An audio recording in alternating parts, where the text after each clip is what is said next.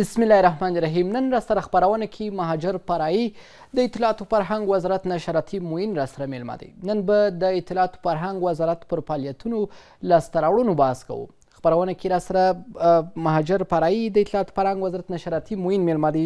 معین صاحب محترم په خیر راستئ. نن خبرې ته د اسلامي امارت پر راتګ سره د رسنیو فعالیت څنګه ارزوئ؟ بسم الله الرحمن الرحیم. حامدا و مصلیا اما بعد. د اسلامي امارت په راتلو باندې په هیواد کې رسنۍ خپل فعالیتونه په نورمال شکل باندې پر مخ باندې بیایي. همدا ډول د نظام په برخه کې په ځانګړې توګه باندې اطلاعات فرهنګ وزارت د رسنیو سره بشپړه همکاري لري، ښه اړیکې او تعامل ورسره لري او کومې جدي ستونزې د اوس لپاره نه لیدل کېږي. ښاغلی فرهي، ستاسو په راتګ سره رسنیو ته کومې اسانتیاوې رامنځته شوې دي؟ د اسلامي امارت په راتلو باندې رسنیو ځینې ستونزې او مشکلات لرل. د مالیاتو په برخه کې، همدا ډول په ځینو نورو برخو کې د اسلامي امارت په راتلو باندې په هغه برخو کې همکاري شوې ده او تر ټولو مهمه دا ده چې رسنیو ته یو مشخص ادرس معلوم شوی چې هغه د اطلاعات کلتور وزارت دی او خپل ستونزې او مشکلات د دې لارې څخه دوی حل کوي. بله معین صاحب محترم، اطلاعاتو ته لاسرسی تر کومه بریده پورې دی په اوس وخت کې؟ په پیل کې ځینې ستونزې او مشکلات موجود وه د اړیکو او د هماهنګۍ په کچه باندې. الحمدلله تر اوسه پورې تر دې ګړیو پورې تر ډېره پورې ستونزې او مشکلات حل شوي دي. رسنۍ او مطبوعات کولی شي خپل د اړتیا وړ معلومات او مواد د وزارتونو د ویندوی صاحبانو څخه ترلاسه کړي. بله معین صاحب، په دې وروستیو کې تاسو د تخطي کمیسیون په نوم یو کمیسیون فعاله کړي. د کمیسیون جوړښت په څه معنا او د دې چارې څه ډول روانې دي؟ د رسنیزو تخطیو کمیسیون ته هغه موارد راځي چې د اسلامي امارت لخوا څخه ځینې ملاحظات وي په رسنیو باندې. همدا ډول د رسنیو له اړخه د دوی چې کومې ستونزې او مشکلات وي او کله ناکله د رسنیو په خپل منځ کې ځینې موضوعات وي، دا درې موارد دلته کمیسیون ته راوړل کیږي او بحث ورباندې کیږي. بله، د تخطي په صورت کې ستاسو کړنلاره څه ده؟ تخطي بېلابېل ډولونه لري. ځینې داسې تخطي وي چې یوازې یاداورۍ ته باندې اصلاح کیږي، ور په زړه کولو ته. ځینې اشتباهات وي چې هغه د عدم پوهاوي د وجې څخه کیږي. یو په هغه لوړه کچه باندې تخطي دي چې مثلا د نظام تخریب کوي رسنۍ، یا زموږ د اسلامي ارزښتونو په خلاف باندې، یا زموږ د هیوادوالو د قومونو ترمنځ د کرکې او د نفاق لپاره کار کوي. په دې صورت کې بیا موږ دوسیه د اسلامي امارت عدلي او قضایي ارګانونو ته وړاندې کوو. دا بیا د هغوی کار دی چې څه ډول فیصله کوي. بله معین صاحب محترم، آیا د خبریالانو د مالي پیاوړتیا لپاره تر اوسه کوم پلان تاسو لرئ یا اراده لرئ چې تاسو ویلی موږ د ټول هیواد په کچه او د نظام په کچه باندې مالي ستونزې او مشکلات لرو؟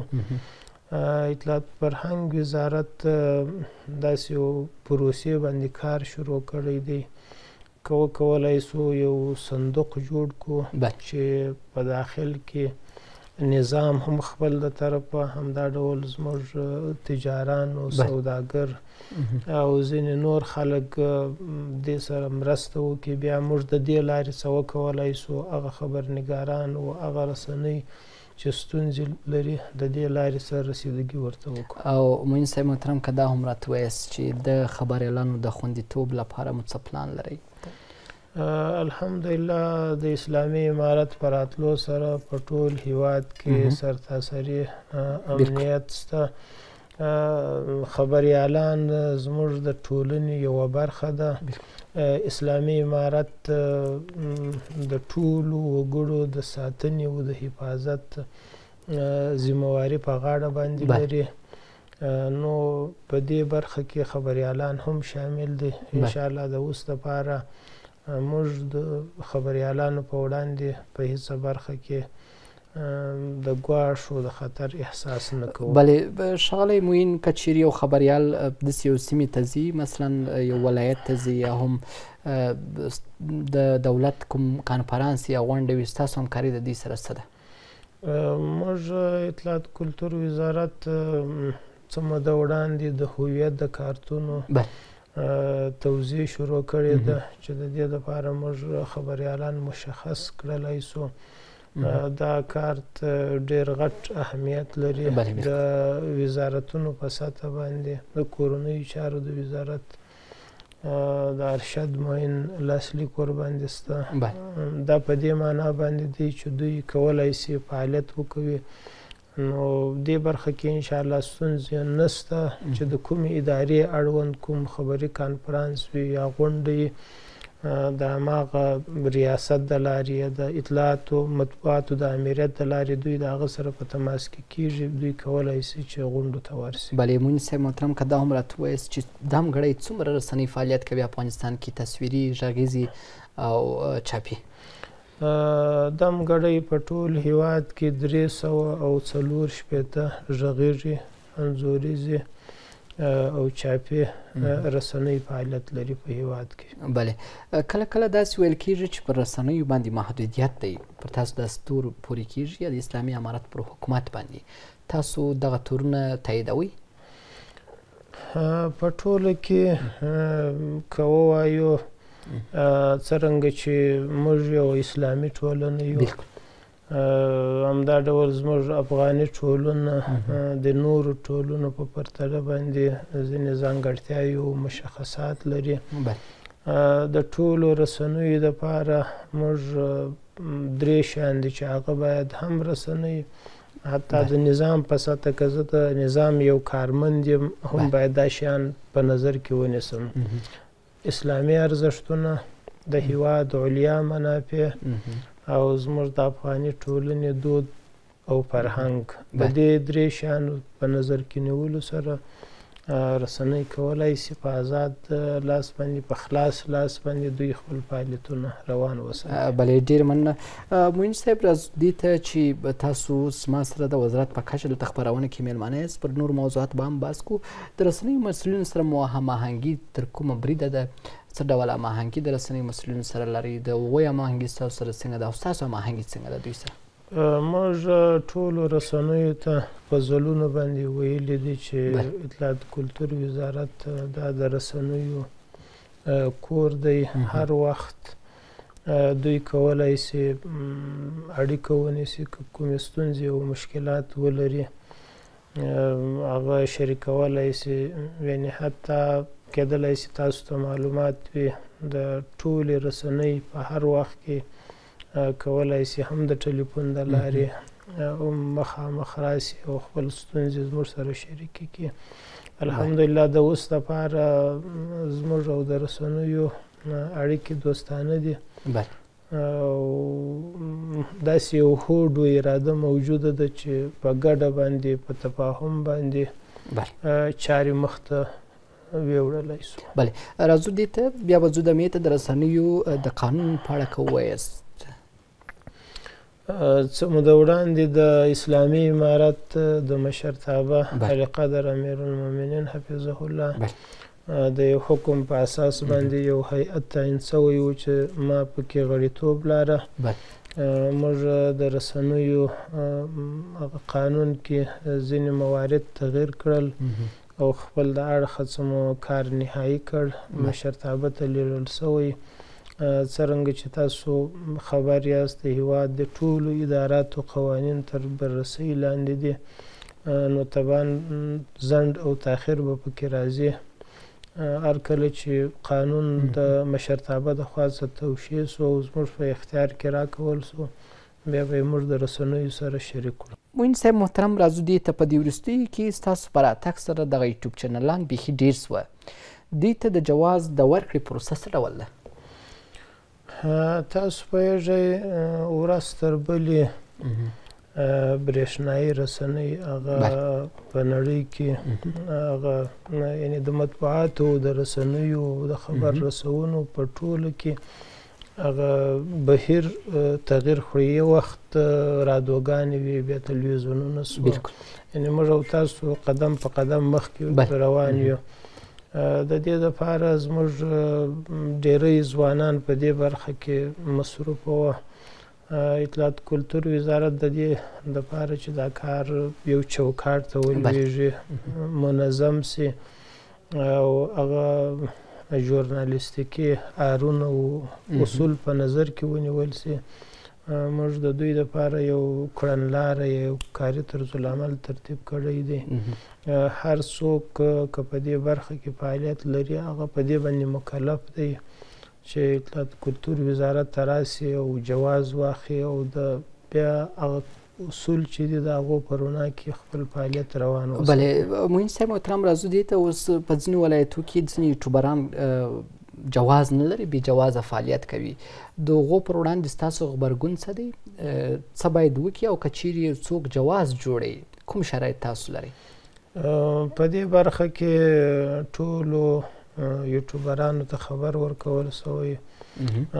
ولایتي ریاستونو ته موږ مکتوبونه لیږلي نو هغه پروسه روانه ده. هم د ولایاتو څخه مراجعه کیږي هم په مرکز کې د جواز اخیستلو دپاره.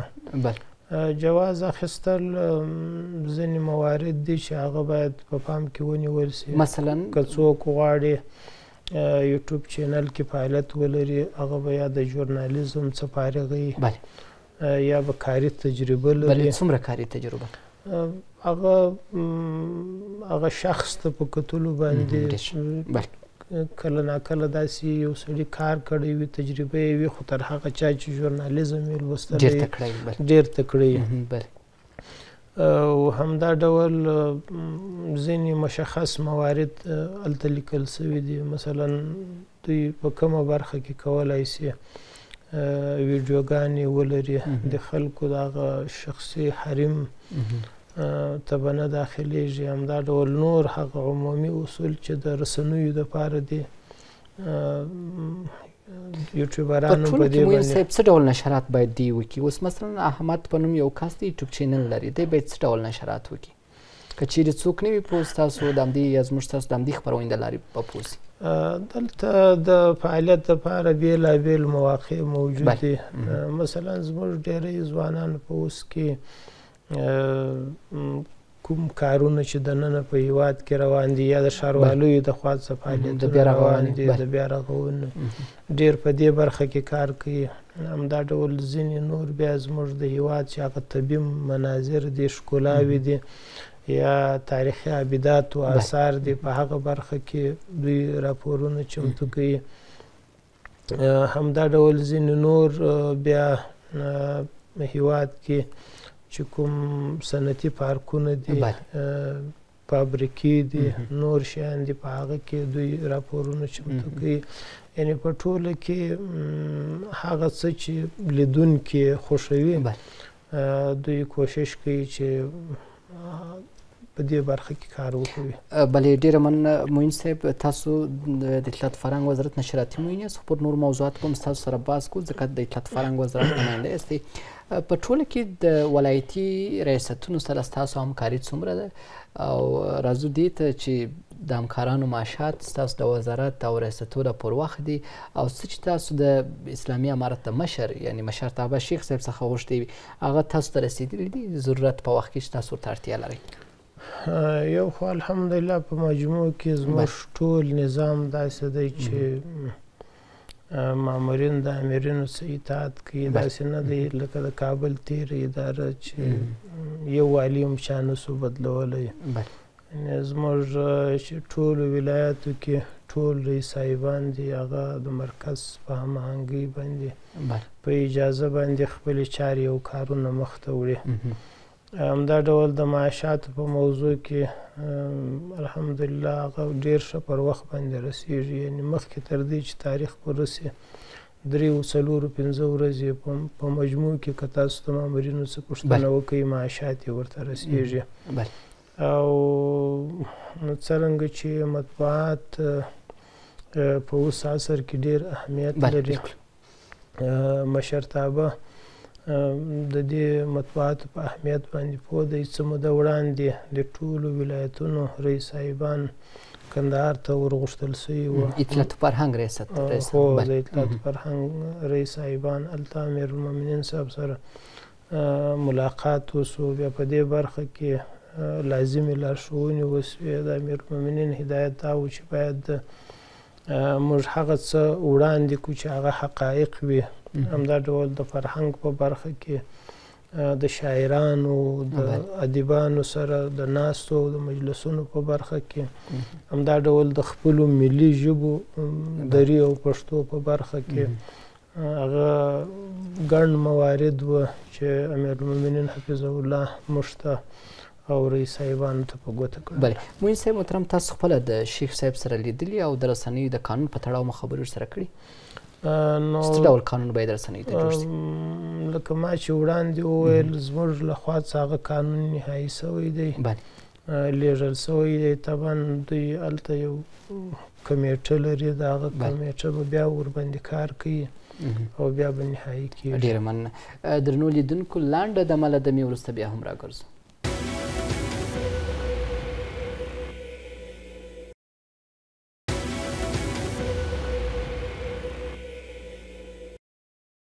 درنو لیدونکو، بیا هم ښه راغلاست. معین صاحب، راځو دې ته چې ستاسو په راتګ سره په دې وروستیو کې چې امن راغلی په هېواد کې او تاسو د افغانستان پر ټوله جغرافیه حاکمان یاست، بهرني سیلانیان افغانستان ته زړه ښه کوي او په دې وروستیو کې ډېر سیلانیان راغلي افغانستان ته.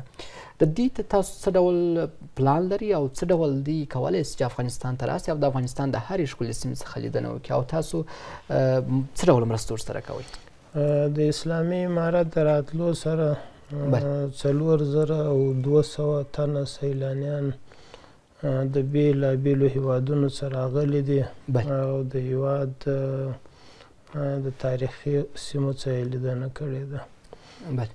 اطلاعات فرهنګ وزارت هڅه او کوشش دا دی چې سیلانیانو ته اسانتیاوې برابرې کړي د ترانسپورټ په برخه کې، همدا ډول د اوسېدونو د ځایونو په برخه کې ځینې هغه سیمې چې زموږ تاریخي سیمې دي یا د سیلانیان ډېر غواړي چې هلته ورسي، هغه ځایو کې د هوټلونو جوړېدو باندې دا اوس غور کې د جام منار چې یو تاریخي منار دی، هلته موږ یو هوټل جوړوو.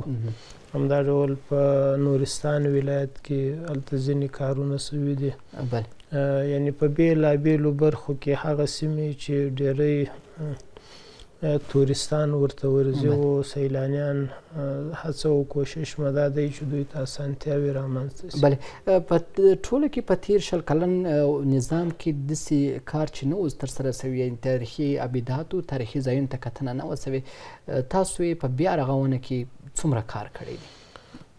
مثلا که کندهار یاد کو یا مثلا ننګرهار یاد کو، کندهار کې د ستر احمدشاه بابا کور یاد کو.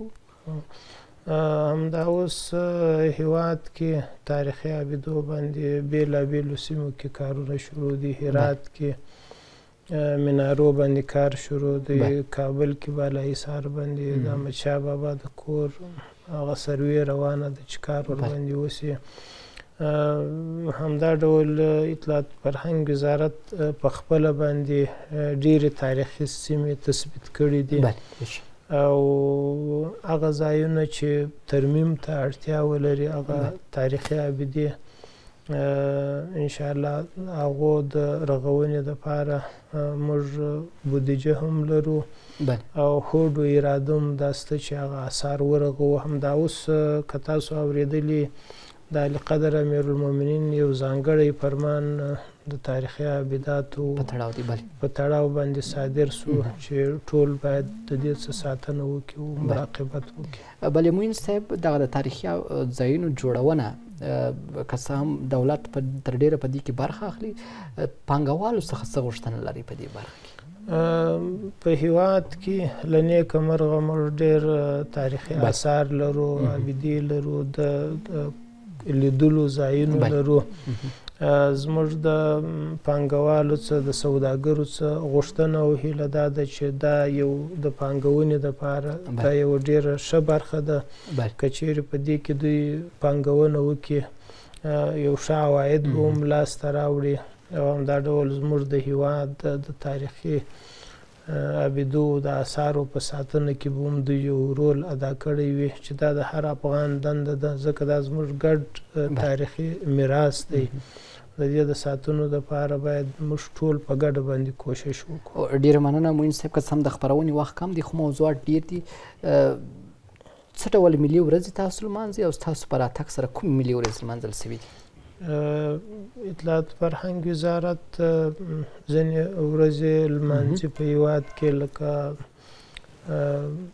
د 24مه د اسد، همدا ډول 28مه د اسد، او ځینې نورې ورځې د ملا محمد عمر مجاهد، همدا ډول د ملا اختر محمد منصور شهید ورځ، او ځینې نورې ورځې چې هغه زموږ په تقویم کې ملي جنترۍ کې دي د اطلاعات فرهنګ وزارت له لورې لمانځل کېږي. او که دا هم راته ووایاست څومره کتابونه مو چاپ کړي دي تر اوسه پورې؟ موږ هڅه او کوشش کړی چې بېلابېل کتابونه چاپ کړو. همدا ډول لیکوالانو ته مو اعلان کړی دی که کوم لیکوالانو آثار ورسره موجود وي د چاپولو وس یې نه لري، موږ په دې برخه کې همکاري ورسره کوو. شاوخوا 40 تر 50 عنوانه پورې موږ کتابونه چاپ کړي دي او لا هم دا لړۍ روانه ده. او موزیم لکه څنګه چې ساتل سوی و هماغسې ساتل سوی دي، او څومره موزیم ته څومره شیان ستاسو په راتګ سره خلکو راوړي؟ موږ ټولو هیوادوالو ته ډاډ او اطمینان ورکوو چې موزیم خوندي دی، ټول آثار یې خوندي دي، او همدا ډول د اسلامي امارت په راتلو سره سلګونو قلمه آثار چې له هیواده څخه قاچاق کېدل هغه راګرځول سوي دي او میوزیم ته سپارل سوي. ډېر مننه. راځو دې ته په آخر کې په ټوله کې کوم پلانونه کومې لاسته راوړنې به ولري په راتلونکي کال کې خپلو هیوادوالو ته او کوم زیرونه ورکوئ؟ اطلاعات فرهنګ وزارت په څو برخو کې کار کوي. یوه عمده او مهمه برخه د توریزم او د ګرځندوی ده. هڅه او کوشش دا دی چې د سیلانیانو د راجلبولو دپاره د هیواد هغه طبیعي مناظر، تاریخي آثار نور هم موږ وځلوو د دې دپاره چې نړیوال د دې څخه خبر سي. همدا ډول د رسنیو مطبوعاتو په برخه کې یو زموږ حکومتي رسنۍ دي، په دې برخه کې موږ هڅې او کوششونه روان کړي دي چې باختر اژانس زموږ دولتي اژانس دی، د هغه د ارتقا دپاره ډېر کار سوی او اوس د هیواد په سطح باندې یو مطرح اژانس ګرځېدلی دی. همدا ډول ملي تلویزیون و زموږ چاپي رسنۍ د پخوا په نسبت باندې که تاسو وګورئ په ډېر ښه توګه باندې چاپېږي. همدا ډول د کتابونو د چاپ په برخه کې ځوانانو ته د جلسو د مجلسونو د جوړولو په برخه کې زموږ کارونه روان دي. همدا اوس یو پروګرام موږ راپیل کړی د مسؤل نظام هوسا اولس په نامه باندې. پلان دا دی چې په ټولو ولایاتو کې دا مجلسونه وسي چې تر دې ګړیه پورې په جلال آباد او تخار او بدخشان کې مجلسونه نیول سوي. بلې ډېره مننه. اخر کې که دا وموایست خپل د افغانستان شریف ولس ته څه پیغام لري یا وړاندوینه لري؟ افغانانو ته پیغام دا دی چې زموږ هیواد طبیعي سرچینې لري، زموږ هیواد یو غني هیواد دی. دا اوسنۍ ستونزې او مشکلات موږ امید لرو چې دا به حل سي. د دې دپاره باید موږ ټول په ګډه باندې لاسونه سره ورکړو. د ټولنې ټول افراد، ټول غړي، هغه که ملا دی، که معلم دی، که ډاکټر دی، که انجینر دی، طالب دی، که محصل دی، دا ټول باید موږ لاسونه سره ورکړو په ګډه باندې خپل هیواد خود کفایي ته ورسوو. ډیره مننه مهاجر فرایي د اطلاعات او فرهنګ وزارت نشراتي معین چې تر دا وخته زموږ سره په خپرونه کې ملتیا کول. کور ودان مننه. ډیره مننه، خوشحاله اوسئ.